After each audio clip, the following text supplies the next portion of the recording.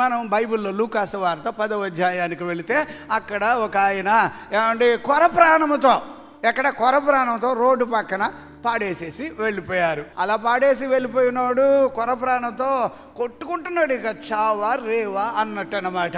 బతుకుతాడా చచ్చిపోతాడా అర్థం కావట్లే. కానీ ఆ స్థాయిలో కూడా అతను బ్రతకాలని అతనికి ఆశ ఉంది. అతను అలాగ అనుకుంటున్న సమయంలో ఎవరు వచ్చారట ఆ దారిలో? ఏమండి, యాజకుడు వచ్చాడు అని ఉంది కదా. యాజకుడు ఎందుకు వచ్చాడో మరి ఆ దారిలో వచ్చాడు కానీ ఎవర్రా నువ్వు ఏదేదో అటు ఇటు పలకరిస్తే సార్ అది ఇది చెప్పబోతున్నాడు.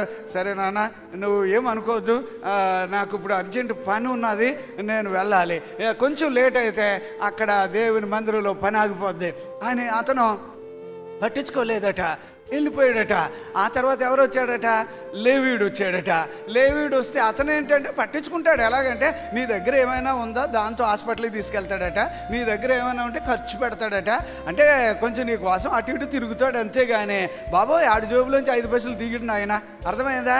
నీకు ఖర్చు పెడతాడు కానీ ఆడి జోబులోంచి ఏం తీసి నీకు ఖర్చు పెట్టే సీన్ ఉండదు. పెద్ద కథలు చెప్తాడనమాట.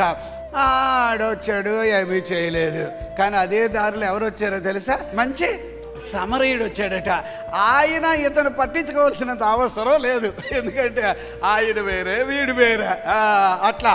అప్పుడు ఏనా నేను నీకేమైనా సాయం చేయాలా అని గాడిద మీద నుంచి దిగి వాడిని అంటే, అయ్యా బతుకుతో మీరు కనీసం ఇంత సాయం చేస్తే నా బతుకు నిలబడుతుంది అయ్యా అని చెప్పి ఏదో వాడు ప్రాణాలు కూడగట్టుకొని మాట్లాడితే, ప్రభు ఇంకెక్కువ వద్దులే అని చెప్పి వాడిని మాట్లాడినివ్వకుండా ఆయన గాయాలు కట్టి వాడిని సెట్ చేసి వాహనం మీద ఎక్కించుకొని ఏమండి దేవుని మందిరం పూటకోలు వాని ఇంటికి తీసుకొచ్చి అక్కడ అప్పచెప్పి, ఏమండి ఈ అబ్బాయిని చిన్న చూపు చూడకండి, ఈ అబ్బాయి నా మనిషి అండి, రేపు నేను మళ్ళీ వస్తాను, ఇప్పుడు ఏదో నేను ఇవ్వగలిగింది ఇస్తున్నా, కానీ ఇంకా ఏదైనా ఖర్చు పెడితే ఎక్స్ట్రా అది కూడా నేను వచ్చి ఇస్తాను, జాగ్రత్తగా చూసుకోండి అని చెప్పి.